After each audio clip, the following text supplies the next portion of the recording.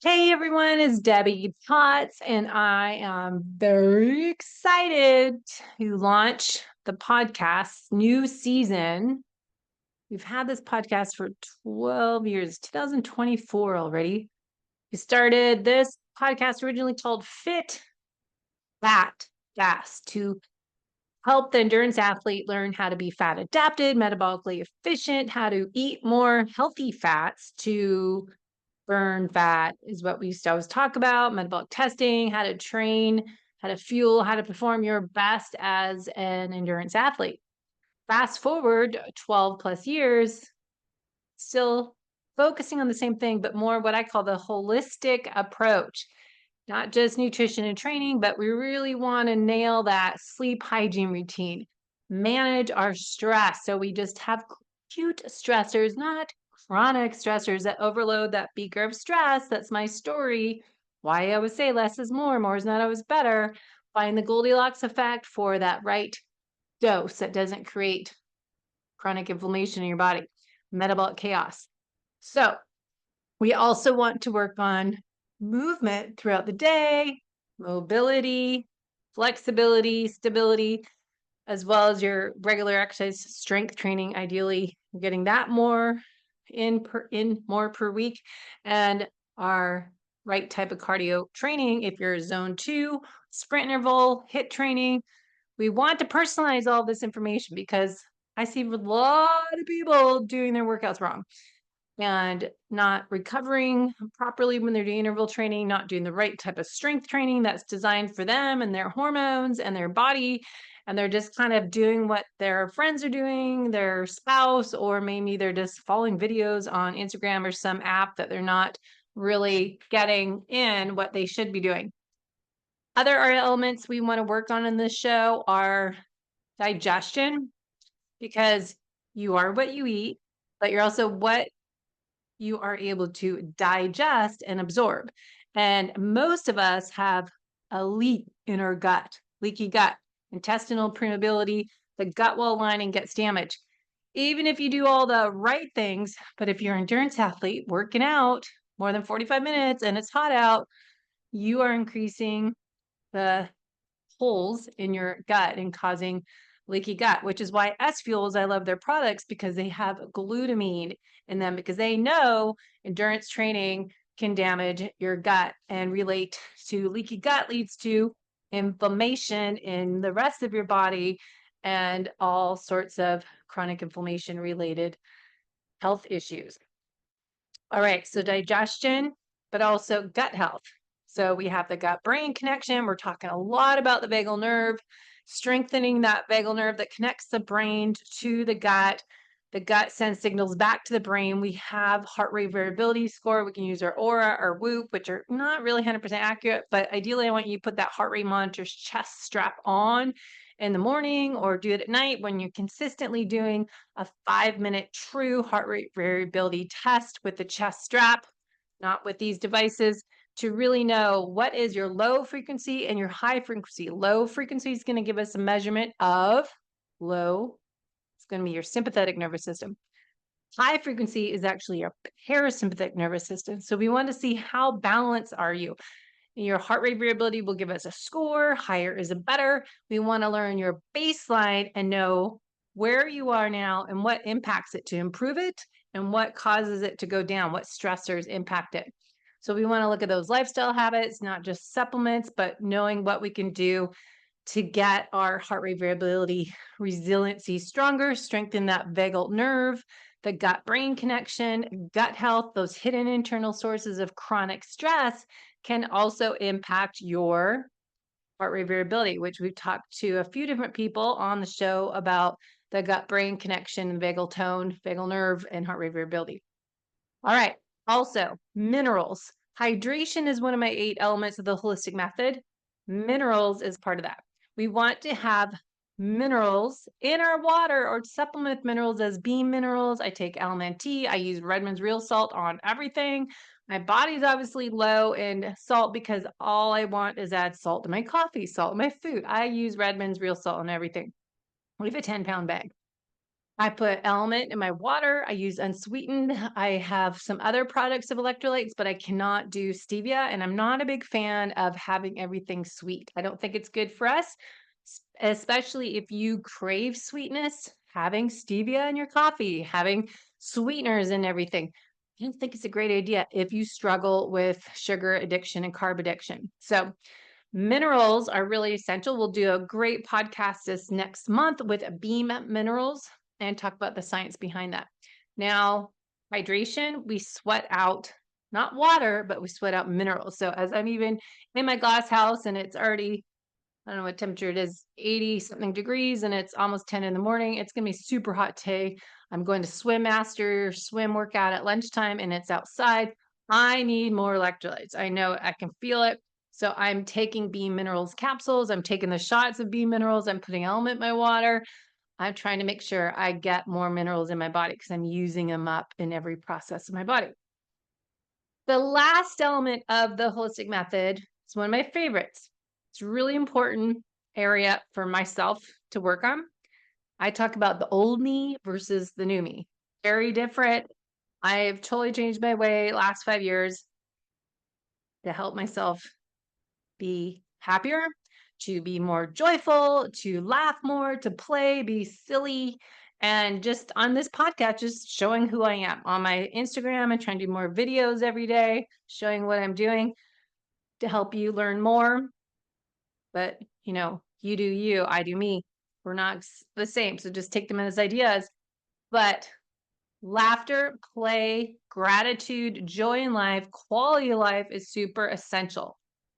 Stress management, part of that is finding joy in life. What do you love to do? Example, today we were doing a morning dawn patrol hike at sunrise because my husband is injured. We couldn't run. So I'm supporting him and not running as well and hiking because it's enjoyable to us. And we ran into a friend of ours on this trail that's right by our house. And he was talking about his 87-year-old mother is having lung cancer. And I was, they're into health and health optimization and nutritional therapy. So I said, you should read about Peter Attia talks in his book about cancer and Outlive about ketogenic diet for cancer. And he goes, we're just trying to navigate quality of life and make sure she's happy and doing anything that she needs to do. She's 87.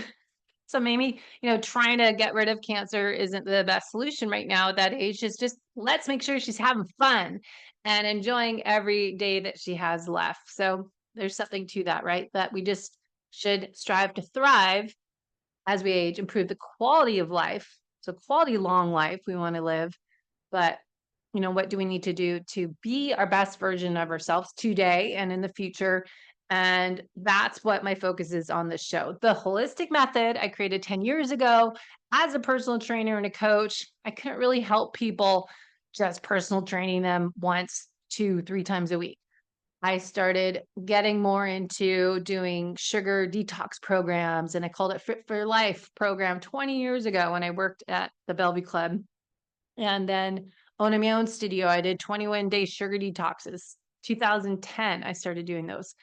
And then we got to be doing the 30-day challenge and 5-day challenges and bone broth challenges and OMAD and all this stuff. All this is so we can really work on the whole you from the inside out. So exercise is one part of it. Nutrition is one part of it. We want to put all the pieces of a puzzle together so you can thrive as you age. Be the best version of yourself. That's my mission on this show, as we are often high performers. Most of us are athletes at some level. A lot of us are endurance athletes that love to do outdoor exercise. I don't race anymore, but I did years and years and years of Ironmans, half Ironmans, Olympic distance triathlons. I got into 50K trail running. I did million miles doing marathon training and half marathons and just racing all the time. And that's what my book is about. Life is not a race, it is a journey, because I was racing as a lot of you are, but I was doing that on top of being a small business owner. I had the stress of trying to succeed as a fitness studio owner, training clients all day, teaching group classes, having staff, having to always market and doing all that. And then I was training 20 hours a week for Ironman because I wanted to win my age group when I race. So My point on this podcast is improving the aging process for the high performer, health optimizer, for the endurance athlete who's getting older. We're in our 40s, now we're in our 50s, and I really want to be kicking ass when I am 80, 90 years old. So that's the mission of the show. I changed the name to Coach Debbie Potts because that's what I'm doing on my Facebook, my Instagram, and thought, well, I might as well make the podcast the same name. I was calling it the Fit and Healthy Athlete, but that kind of was lame sounding. It wasn't sounding really catchy. So I just came up with how embarrassing, but just call it my own name. So I will continue to have guests on the show every Tuesday, and Thursdays. Once in a while, I will do my Real Thoughts with Debbie Potts video. Everything is already on the YouTube channel, Coach Debbie Potts, where I post the videos after I record them. So they're not, I never edit. I just like to be real, authentic. And so you feel like you're just sitting in person, having a cup of coffee or tea and hanging out with us chatting. Now, I will say I want to work on promoting or encouraging you to do health investigation. If you are a health optimizer, doing the functional lab testing as I do as an FDN practitioner, I combine that with my Wild Health Precision Medicine course I just went through doing their Clarity report in genetics, combine that with my nutritional therapy practitioner work where I do a big intake form and look at signs and symptoms related to different functions of your body. Put that, if you're in person, we do a PNOE metabolic test, resting test for 10 minutes, and then your exercise test on whatever bike, treadmill, rowing machine, ski erg, and really figure out what is the best program for you. Do we need to do a 90-day protocol, clean up everything in your gut, work on liver detoxification pathways, and all that? So that is the Coach Debbie Potts Show. I switched, as I started to say, from the low carb athlete because I didn't want people to think I was zero carbs or people just get all weird sometimes about low carb. And I believe in nature's carbs. Real food diet is what I would say. I hate the word keto, and carnivore is kind of trendy right now, but I understand carnivore is a great strategy for elimination diet and cleaning up shop. But it's more when you can't do certain foods, to me, is what I learned is more, why can't you digest those food? What is that a sign of? It's more related to what is dysfunctional in your digestive system and your gut that's causing problems. So, carnivore is great. And I know a lot of people that are food addicts, carb addictions, that they really respond well to carnivore. So we're going to talk about just the nutrient dense whole foods diet, not saying low carb, zero carb. It's about real food, nature's carbs, timing them around your workout when appropriate when you're doing more anaerobic workout. I am listening to what Dr. Stacy Sims says for female athletes that we may burn more fat if we have a little bit of carbohydrates, like 20 grams before a workout. So I've dove into a lot of Dr. Stacy Sims research and put that onto my blog posts, which have a zillion different blogs on different reviews, just so I can keep it all in one spot on my website. So head to debbiepotts.net to learn more there.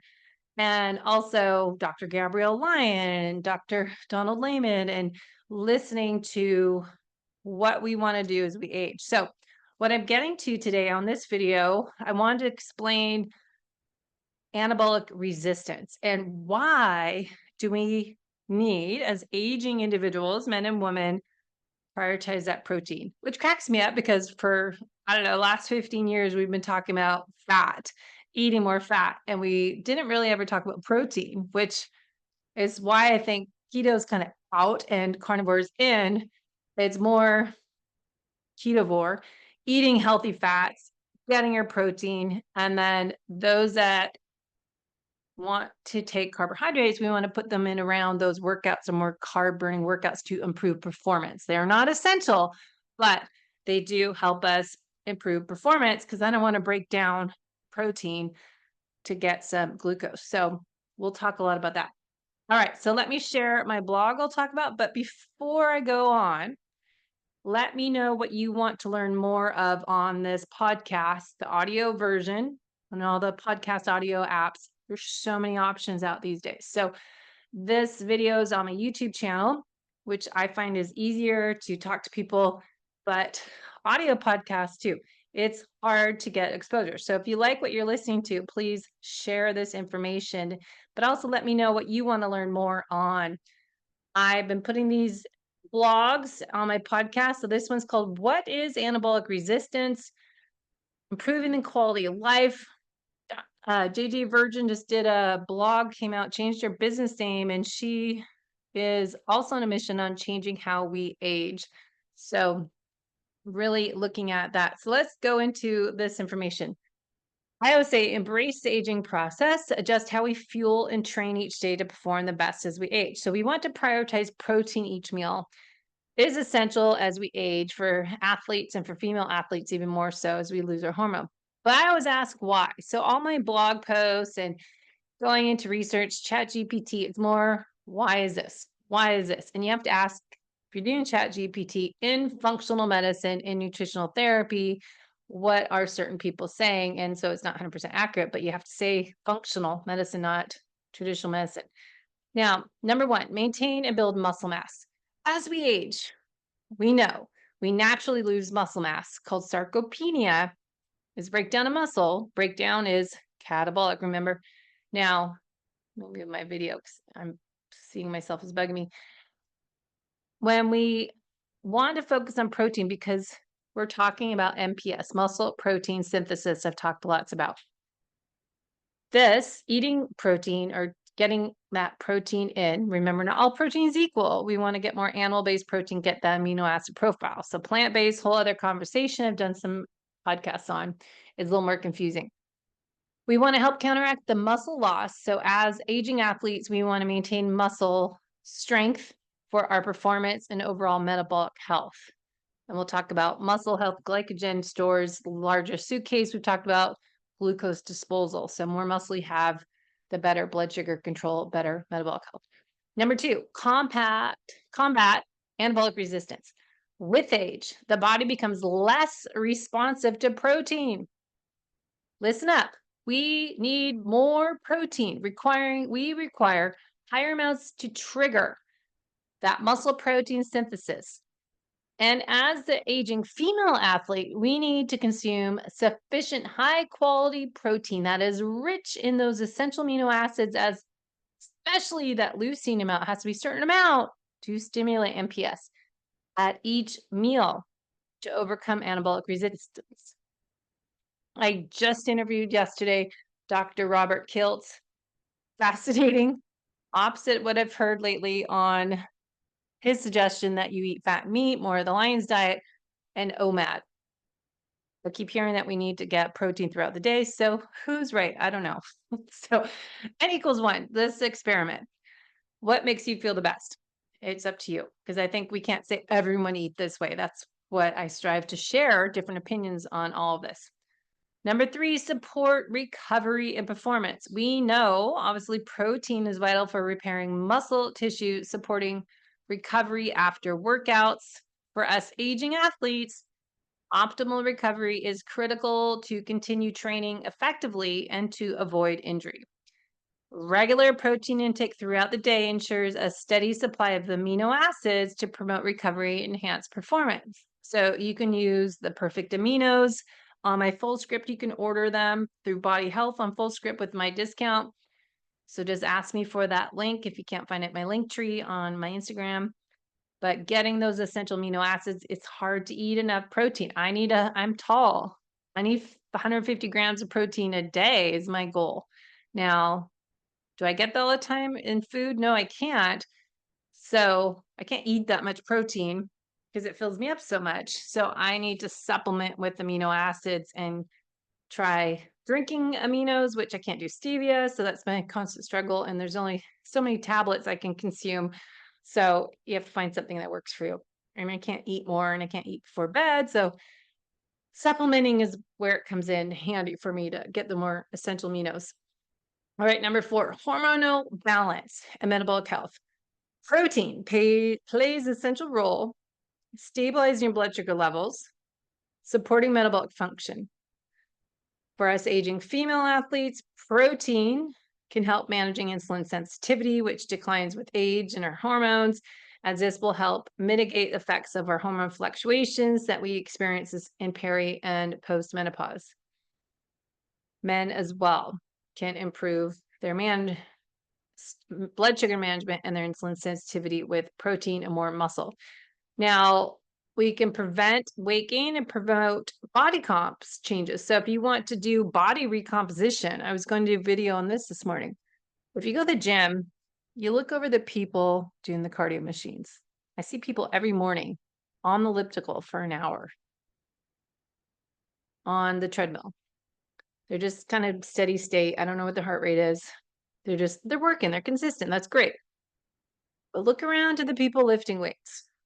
If you want to change your body recomp, I don't know. I get my heart rate up. I've been wearing my heart rate monitor when I work out. If I add in some leg movements or mobility drills, standing up, it's a good cardio workout and strength. So check out that body comp goals. What's your current plan? What are you doing now? What's not working? You might want to look around.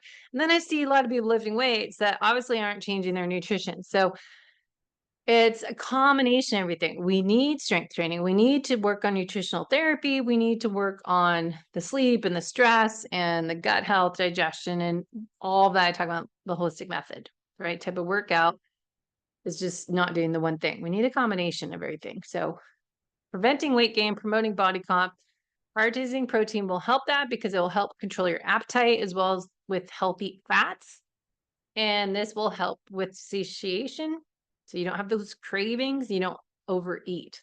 You can't overeat on fatty meat, right? So focusing on body recomp, protein supports fat loss while preserving lean tissue, lean muscle, which helps important as we have this saying that drives me nuts, a myth that our metabolic rate slows down with age. It's controllable. So saying that our metabolism slows down, yes, but why? I've done a few podcasts on this. Why does our metabolism go down? Well, it's so freaking simple to reverse that. So don't blame the aging process. You got to change what you're doing. You can't do the same things and expect the same results that you did 10, 20, 30 years ago. All right. So that's another podcast I've done. Bone health. Protein contributes to bone health, bone density, reduce risk of fractures. We want to look at that, especially for athletes, bone density. And our female athletes, we have lower estrogen or progesterone and our DHA or testosterone, thyroid. We can be experiencing all sorts of low hormone changes and metabolic chaos, but bone density can be impacted. So doing more weight bearing exercise for sure and getting your nutrient dense food. And that is part of what we're eating and what you can digest and break down. So a lot of people don't break their food down properly when I identify that in functional lab testing. So we want to test, and maybe you need some apple cider vinegar, take some bitters. Maybe you just need to breathe 3-5 times and get yourself in parasympathetic state. All right, number 7, sustained energy and focus. Protein, slow and steady energy. I had a shot of ketones, maybe why I'm a little more energetic right now talking. I just want to share this information. That also helps cognitive function. Protein helps with energy, vital for training, daily activity. Okay, so optimal results for females and men, we want to look at that 1 gram of protein per pound of body weight. If you are a female, that 20 to 30 grams of high quality protein used to work if it has 2.5 to 3 grams of leucine in it. So you got to look at the leucine threshold, it's called, evenly placed throughout the day. Again, there's some people say, no, that's not necessary. There's others that you need the 3 meals a day. I don't know, first and last meal. There's Dr. Gabrielle Lyon talks about that with layman, their research. But then I just talked to Dr. Kiltz yesterday, and he's all about OMAD. But then Dr. Stacey Sims says blah, blah, blah. So it gets confusing. That's why we need to figure out what works best for you as a unique individual. So if we want to improve recovery, metabolic health, overall well-being, and being the best, check out this information. All right. So in summary, what is anabolic resistance? Reduced ability of the body to efficiently stimulate muscle protein synthesis in response to dietary protein intake. As we age, The muscles require a higher dose of protein to trigger the same level of muscle building response than when we were younger. So that 20, 40 grams doesn't really work the same. We need to have 40, 50 grams of protein. So for aging athletes or just aging in general, we need, especially for athletes, we need more than just the regular aging person. We need more protein per meal to overcome anabolic resistance. And we need to effectively stimulate muscle growth and repair. Without this increased protein intake, maintaining or building muscle becomes more challenging. Optimal muscle maintenance. Due to anabolic resistance, spreading the protein evenly throughout the day, say the 40 grams per meal with enough leucine, is crucial. This approach ensures that muscle protein synthesis is regularly triggered, and that helps maintain muscle mass and strength. Not just maintain, I want to build muscle. I don't want to lose it, so I'm avoiding sarcopenia and I want to get stronger. So if you want to build muscle, we got to work even harder. Because number 3, mitigating sarcopenia, anabolic resistance accelerates muscle loss as we age. So we need to prioritize the protein to help slow this down and avoid it. We want to preserve our strength, our mobility, and athletic performance. All right, number 4, improved recovery and adaptation. As aging athletes face slower recovery times, look at my genetics too. I look at genetics and how I feel and my heart rate variability scores, my biometrics, and this is what I do for my clients, but I practice what I preach. As aging athletes face slower recovery times, the body's ability to repair and adapt to exercise becomes more dependent on sufficient protein intake. Consistently high quality protein meal supports recovery and ongoing muscle adaptation to training. Number 5, metabolic health and body comp. With age and anabolic resistance, maintaining lean body mass becomes more difficult. Metabolic rate declines. To reverse our metabolic rate, what do we need to do? Prioritize protein and focus on getting a more improved muscle to fat ratios to support a higher metabolism, which will support a better body composition or fat to lean tissue. So how we train, how we fuel, how we perform each day with our lifestyle habits, super essential. So we have a higher leucine threshold. Focus on 2.5, 3 grams of leucine per meal. Find that in that 25, 30 grams of protein. Stimulate MPS. Protein timing, I don't know what's accurate anymore. Just ideally experiment, see what works best, how your body responds. But this says intake throughout the meal, across the meal. So you're doing, say, breakfast, lunch, dinner, or I hate saying meal. I like meal 1, meal 2, meal 3. And I often end up having 2 meals and have to supplement because I don't know how people eat 3 meals. Because I eat lunch is my dinner about 3 o'clock, and my breakfast is around 8 a.m. lately, and I have a snack before I go swimming if I feel like I need a little extra edge. So I might have a part of a Laird's bars menu experiment to see if that improves performance. If I'm kind of feeling draggy and it's a hard workout, I need to fuel for that.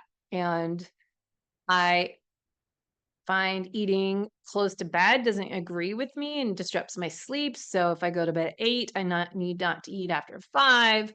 And so I eat lunch at 2 to 3 o'clock-ish on the school days, work days. And then if I'm hungry, I have a little something. So if I'm hungry at 5, 6 o'clock, I'll have something that's easy to digest. So that's what I am working on. All right. So we want to prioritize protein every meal. Aging athletes need to do this to overcome anabolic resistance, maintain muscle, optimize recovery, and health and performance. So more and more goes on, weight gain, body composition. If you want to know how does this happen? All right.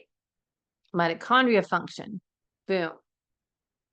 Athletic performance. Metabolic health. Strategies to mitigate anabolic resistance. Finishing here. Optimize protein intake. Consistent resistance training to overload that muscle. Mitochondria support. Interval training with adequate recovery. Zone 2 training. Address hormonal changes through lifestyle nutrition. Some people may want hormone replacement therapy. So it's different for everyone. We want to improve vitality, want to improve the aging, improve how we age is what JJ was saying, how we age. So key points, why we have anabolic resistance. Blunted muscle protein synthesis. We have higher protein requirements for females. We have priority on resistance training is essential. If you're not doing resistance training, you're not going to get these results. You have to do resistance training. It doesn't mean climbing, riding hills on your bike or trail running. You still need to overload the muscle and get that protein intake in throughout the day. Hormonal impact, we have this lower estrogen, and that exacerbates anabolic resistance, leading to higher risk of muscle loss. So embrace the aging process once again. Don't blame it. You need to change how you train, how you fuel, how you supplement, how you live life. So higher intake of protein, post-workout nutrition. We hear about 40 to 60 grams post-workout, and that's super hard to eat a meal for me. I'm usually not hungry for an hour or two, and then you have to make your meal. So something simple as a shake. I'm not a big shake person. I don't seem to digest it well, or I feel like it's always kind of sitting there. So I think a shake is handy here. If you can do that resistance training, I go to the gym in the morning, try to get 4 or 5 days lifting, but even if you can do 2 days lifting and then getting that protein. So more of the role of estrogen, progesterone is more catabolic, and testosterone. So I went into that. Hormonal changes, more rabbit hole there on anabolic resistance, strategies, again, protein resistance training, hormone replacement therapy for women, optimized recovery, mitochondria health.